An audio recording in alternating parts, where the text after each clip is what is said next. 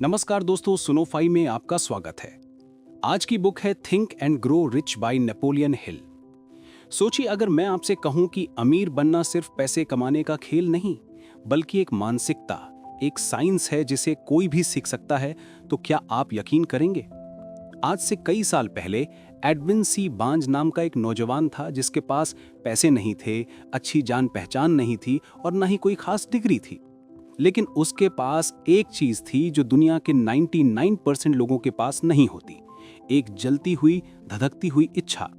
उसे दुनिया के महान इन्वेंटर थॉमस एडिसन का बिजनेस पार्टनर बनना था। वो सिर्फ एडिसन के लिए काम नहीं करना चाहता था, बल्कि उनके साथ काम करना चाहता था। ये ख्याल इतना मजबूत था कि वो बिना पैसे के मालगाड़ी में छिपकर एडिसन के ऑफिस तक पहुंच गया। एडिसन ने उसकी आंखों में वो जुनून देखा और उसे एक बहुत ही मामूली सी नौकरी दे दी। सालों तक बांज वहीं छोटे मोटे काम करता रहा, लेकिन उसका सपना कभी धुंधला नहीं हुआ। वो मौके का इंतजार कर रहा था और फिर वो मौका आया। एडिसन ने एक नई मशीन बनाई थी, एडीफोन, लेकिन उनके सेल्समैन उसे बेचने में नाकाम हो रहे थे। बांज ने कहा, मैं इसे बेचूंगा, और उसने कर दिखाया। उसने इतनी सफलता से उस मशीन को बेचा कि एडिसन ने उसे पूरे देश में उसे बेचने का कॉन्ट्रैक्ट दे दिया। बांज की सफलता का एक ही राज था, उसने अपने दिमाग में अमीर बनने और एडिसन का पार्टनर बनने का विचार इतना पक्का कर लिया था कि उसके लिए पीछे हटने का कोई रास्ता ही नहीं था। यही वो शक्ति है जिसके बारे में नेपोलियन हिल इस किताब में बात करते हैं। ये किताब आपको पैसे कमाना नहीं, बल्कि उस सोच को अपनाना सिखाती है जो दौलत को आपकी तरफ चुंबक की तरह खींचती है। दोस्तों, बांज की कहानी हमें किताब के पहले और सबसे शक्तिशाली सिद्धांत पर लाती है, इच्छा यानी डिजायर। हिल कहते हैं कि सिर्फ अमीर बनने की चाहत रखना काफी नहीं है। आपके अंदर अमीर बनने की एक धधकती हुई इच्छा होनी चाहिए, एक ऐसा जुनून जो आपके हर सोच और काम पर हावी हो जाए। ये सिर्फ एक उम्मीद नहीं, बल्कि एक निश्चित मांग होनी चाहिए। इस इच्छा को हकीकत में बदलने के लिए हिल हमें 6 स्टेप्स का एक प्रैक्टिकल फॉर्मूला देते हैं। स्टेप 1, अपने दिमाग में तय करें कि आपको ठीक ठीक कितना पैसा चाहिए। सिर्फ ये कहना काफी नहीं कि मुझे बहुत सारा पैसा चाहिए। आपको एक निश्चित रकम सोचनी होगी, जैसे 1 करोड़ रुपए। स्टेप 2, ये तय करें कि आप इस पैसे के बदले में क्या देने को तैयार हैं। दुनिया में मुफ्त में कुछ नहीं मिलता। आपको अपनी मेहनत, अपना आइडिया या अपनी सर्विस देनी होगी।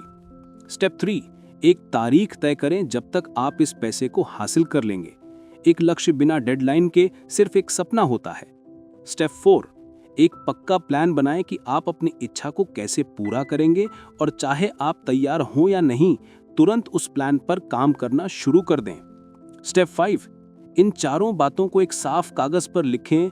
कितना पैसा, कब तक, बदले में क्या देंगे और आपका प्लान क्या है। और इस लिखे हुए स्टेटमेंट को दिन में 2 बार पढ़ें, एक बार सुबह उठने के बाद और एक बार रात को सोने से पहले।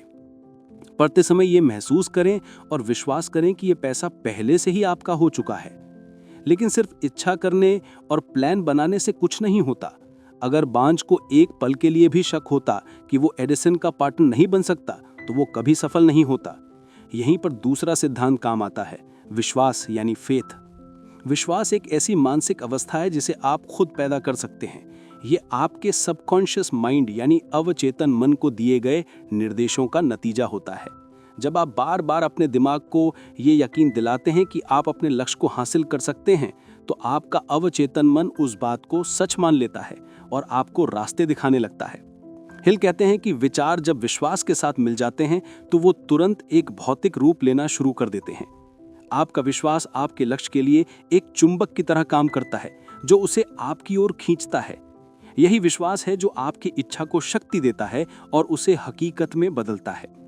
अब सवाल यह है कि अगर आपके अंदर विश्वास की कमी है, तो उसे कैसे पैदा किया जाए।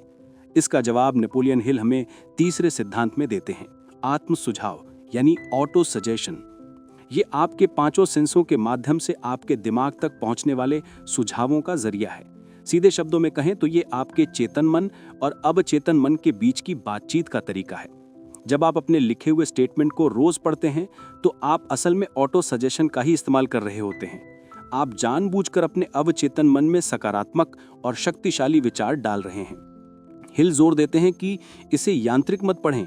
आपको पढ़ते समय भावनाओं को महसूस करना होगा। जब आप अपनी इच्छा को भावनाओं, खास तौर से विश्वास की भावना के साथ जोड़ते हैं, तो आपका अवचेतन मन उस पर तेजी से काम करना शुरू कर देता है।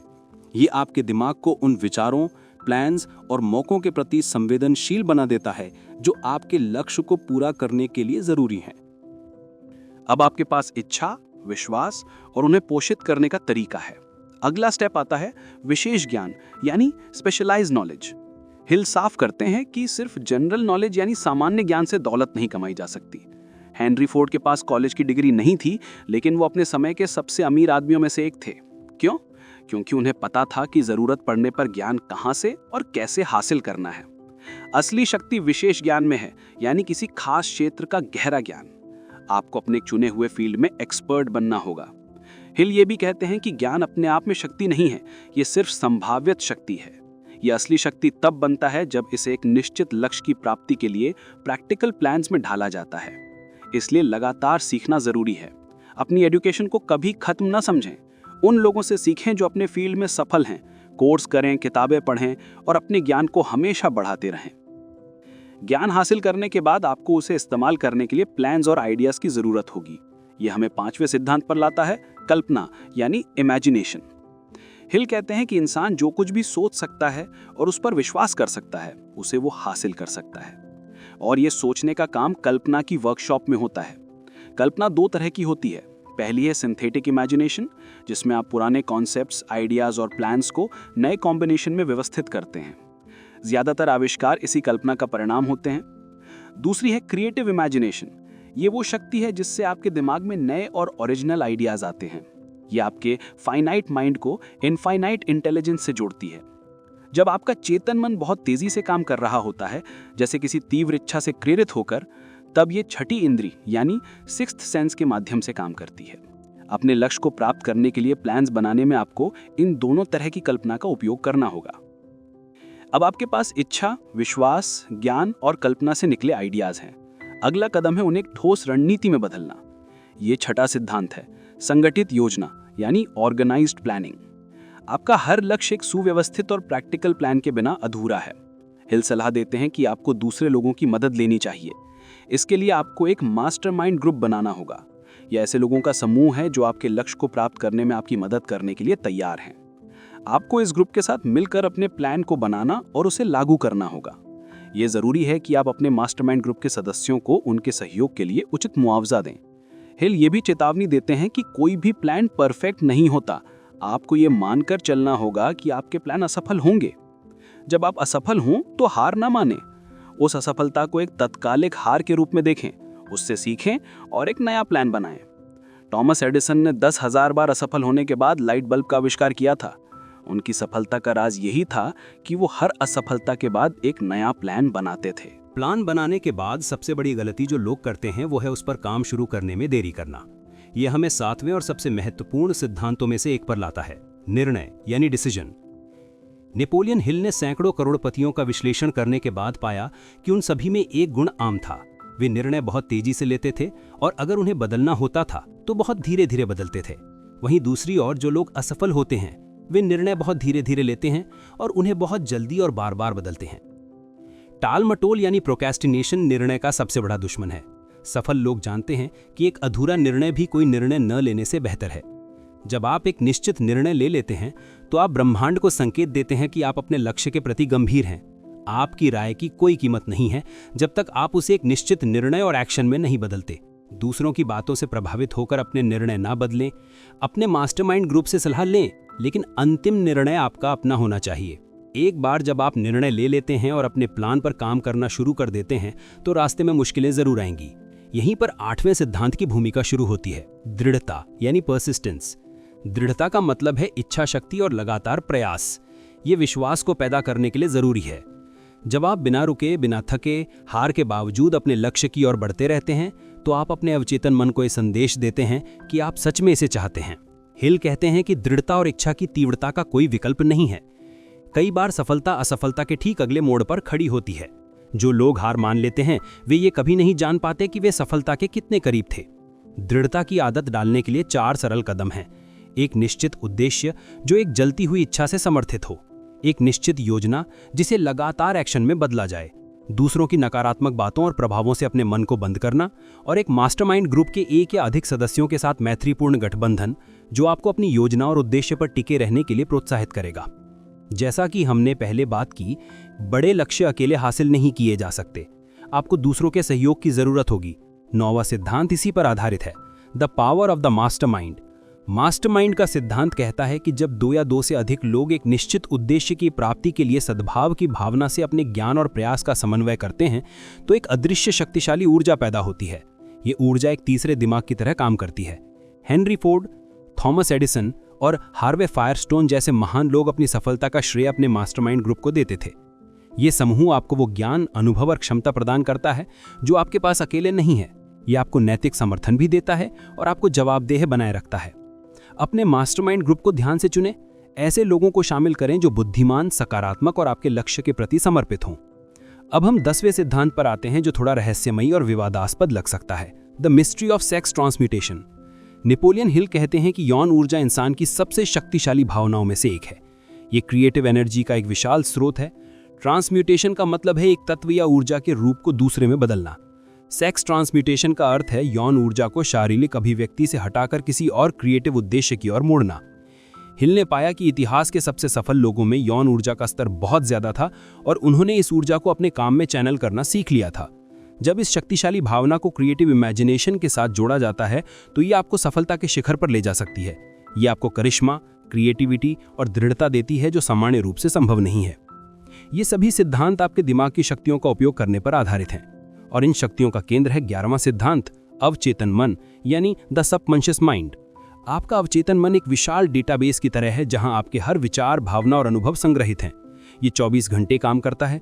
आप जानबूझकर अपने अवचेतन मन को नियंत्रित नहीं कर सकते, लेकिन आप ऑटो सजेशन के माध्यम से उस पर प्रभाव डाल सकते हैं। जब आप विश्वास और भावना के साथ बार बार कोई विचार अपने अवचेतन मन में डालते हैं तो वो इसे एक आदेश के रूप में स्वीकार कर लेता है और इसे हकीकत में बदलने के लिए काम करने लगता है। ये इन्फिनिट इंटेलिजेंस से जुड़ने का माध्यम है जहां से आपको अचानक प्रेरणा या विचार मिलते हैं। इसलिए अपने विचारों के प्रति बहुत सावधान रहें। आपका अवचेतन मन सकारात्मक और नकारात्मक विचारों में फर्क नहीं करता। आप उसे जो भी देंगे वो उसे बढ़ाएगा। अवचेतन मन तक विचार पहुंचते कैसे हैं? 12वें सिद्धांत में हिल बताते हैं कि ये ब्रेन के माध्यम से होता है। हमारा दिमाग एक ब्रॉडकास्टिंग और रिसीविंग स्टेशन की तरह काम करता है। जब आप कोई विचार सोचते हैं तो आपका दिमाग उस विचार की एनर्जी वाइब्रेशंस को ब्रह्मांड में भेजता है। साथ ही ये दूसरे लोगों के दिमाग से भेजे गए विचार तरंगों को भी ग्रहण करता है। क्रिएटिव इमेजिनेशन आपकी रिसीविंग सेट है जो दूसरे दिमागों से विचार पकड़ती है। ऑटो सजेशन आपकी ब्रॉडकास्टिंग इकाई है जिसके द्वारा आप अपने विचार भेजते हैं। आपका मास्टरमाइंड आपके दिमाग की शक्ति को कई गुना बढ़ा देता है, जिससे आप ज्यादा शक्तिशाली विचार भेज और प्राप्त कर सकते हैं। जब आप इन सभी 12 सिद्धांतों पर महारत हासिल कर लेते हैं तो आप 13वें और अंतिम सिद्धांत के लिए तैयार हो जाते हैं, छठी इंद्रिय यानी द सिक्स्थ सेंस। ये इस पूरी फिलॉसफी का शिखर है। इसे क्रिएटिव इमेजिनेशन भी कहा जाता है। ये वो माध्यम है जिसके द्वारा इन्फिनिट इंटेलिजेंस आपके साथ सीधे संवाद करती है। आपको अचानक समाधान, विचार या चेतावनियां मिलती हैं जिन्हें आप अंतर्दृष्टि या गट फीलिंग कहते हैं। ये शक्ति आपको पहले से ही आने वाले अवसरों को देखने और घातकों से बचने में मदद करती है। हिल कहते हैं कि इसे विकसित करने में समय लगता है। ये तभी काम करती है जब आपका मन शांत और सकारात्मक हो। ये डर, संदेह और अनिश्चितता से भरे दिमाग में काम नहीं कर सकती। सफलता की राह में सबसे बड़ी बाधा बाहरी परिस्थितियां नहीं बल्कि हमारे मन के भीतर बैठे डर होते हैं। किताब के अंतिम भाग में हिल हमें 6 बुनियादी डरों से लड़ना सिखाते हैं जिन्हें वे 6 घोस्ट्स ऑफ फियर कहते हैं। पहला है पॉवर्टी का डर। ये सबसे विनाशकारी डर है। ये लोगों को अवसर लेने से रोकता है और उन्हें समझौता करने पर मजबूर करता है। दूसरा है क्रिटिसिज्म का डर। ये डर लोगों को अपनी मौलिकता और कल्पना को दबाने पर मजबूर करता है क्योंकि वे सोचते हैं कि लोग क्या कहेंगे। तीसरा है खराब हेल्थ का डर। ये डर अक्सर लोगों को बीमार होने की कल्पना करने पर मजबूर करता है जो अंततः सच हो सकता है। चौथा है किसी प्रियजन के प्यार को खोने का डर। ये सबसे दर्दनाक डरों में से एक है।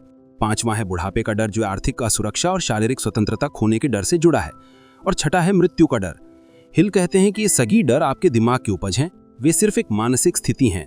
आप उन्हें नियंत्रित कर सकते हैं अपने दिमाग को अपनी इच्छा और लक्ष्य पर केंद्रित करके, और इन डरों को सकारात्मक भावनाओं जैसे विश्वास, प्रेम और आशा से बदलकर आप उन पर विजय प्राप्त कर सकते हैं। तो इस किताब का सार क्या है? सार ये है कि आपके विचार ही आपकी असलियत बनते हैं। एक मजबूत इच्छा, अटूट विश्वास और लगातार कोशिश से आप कुछ भी हासिल कर सकते हैं, चाहे आपकी परिस्थितियां कैसी भी हों।